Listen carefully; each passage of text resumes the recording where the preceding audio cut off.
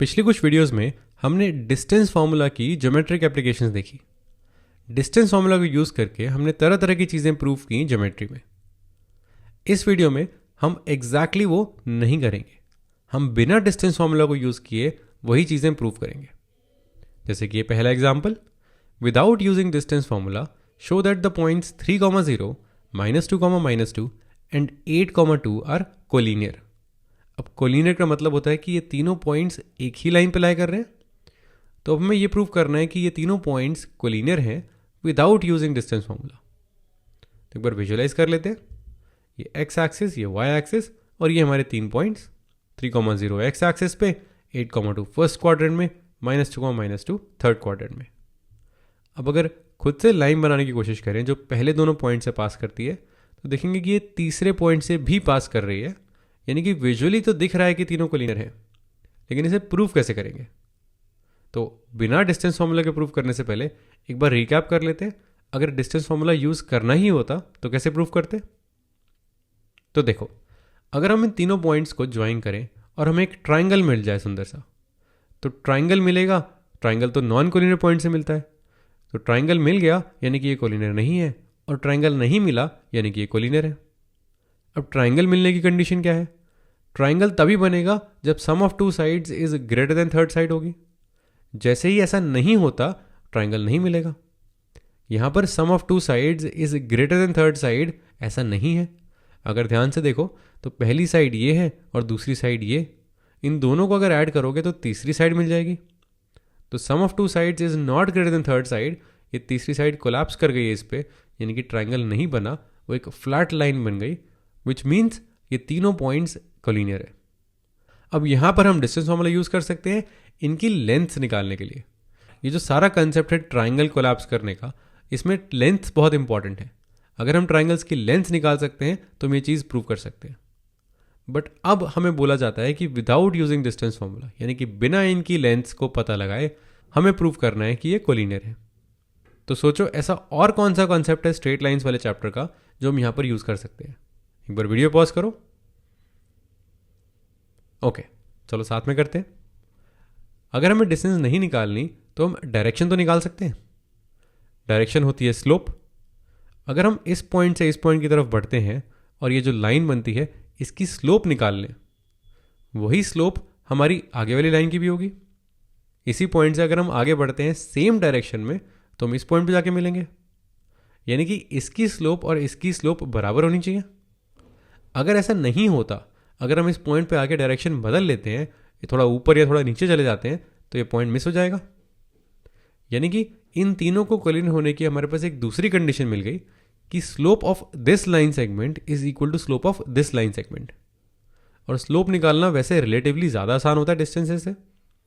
तो हम इन दोनों पॉइंट से स्लोप निकालते हैं और फिर इन दोनों पॉइंट से स्लोप निकालते हैं और चेक कर लेते हैं बराबर है कि नहीं।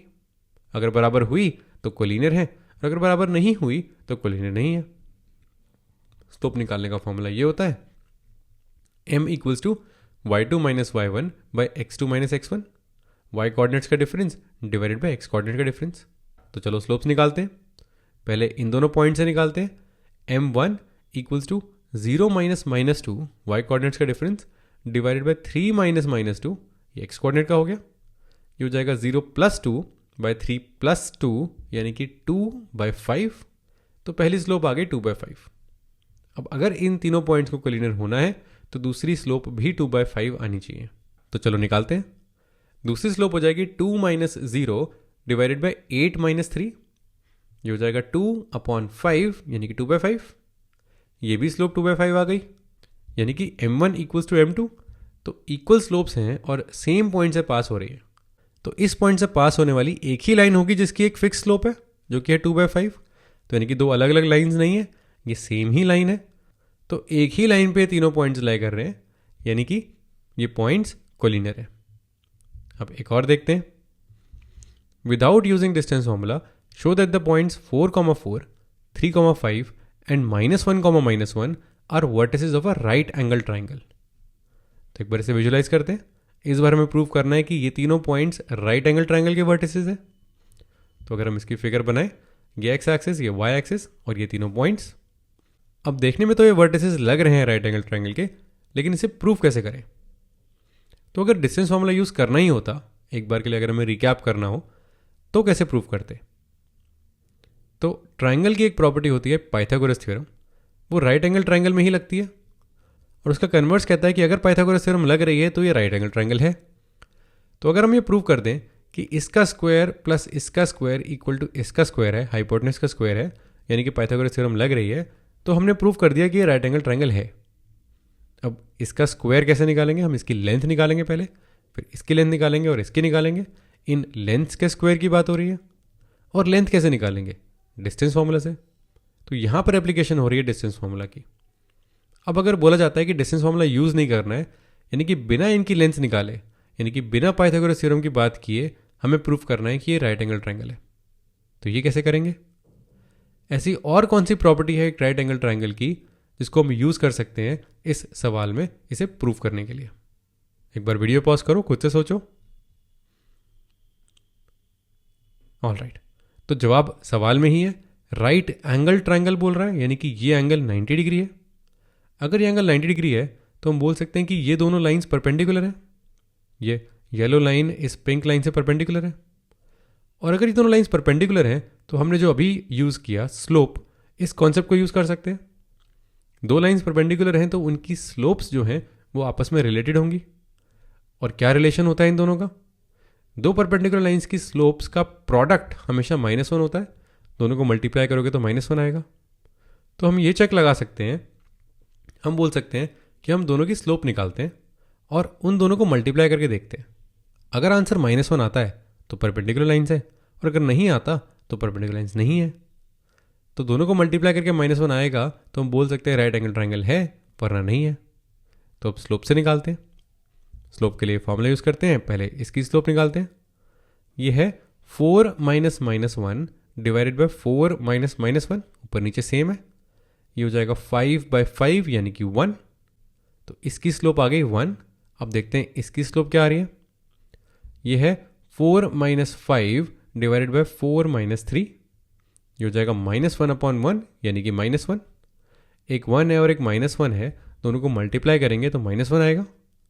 यानी कि स्लोप्स को प्रोडक्ट -1 है, तो हम बोल सकते हैं दोनों लाइंस परपेंडिकुलर हैं, यानी कि ये एंगल 90 डिग्री है, यानी कि बाय डेफिनेशन हम एक राइट एंगल ट्राइंगल में बैठे हैं।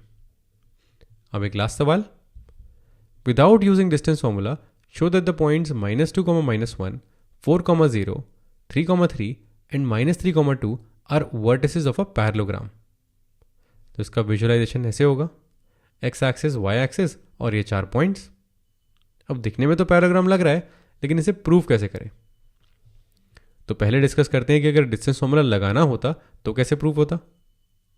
तो डिस्टेंस फॉर्मूला से हमें लेंथ मिलती है और पैरेललोग्राम की ऑपोजिट साइड जो है उनकी लेंथ बराबर होती है। तो ये ब्लू लेंथ इसके बराबर है और ये वाइट इसके बराबर है। बट अब हमें डिस्टेंस फॉर्मूला के बिना काम करना है, तो हम लेंथ की बात नहीं कर सकते।